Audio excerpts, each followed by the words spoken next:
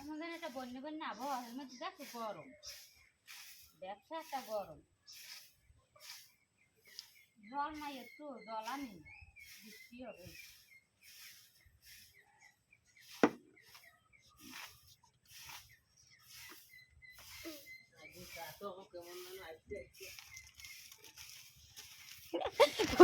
সবই গেছো এর মানে কি সুন্দর হয়ে গেছে। পরে না জানি না মা তো মা ডাল খেতে পারে না পরে ঠাড়ু হারান যাবে না।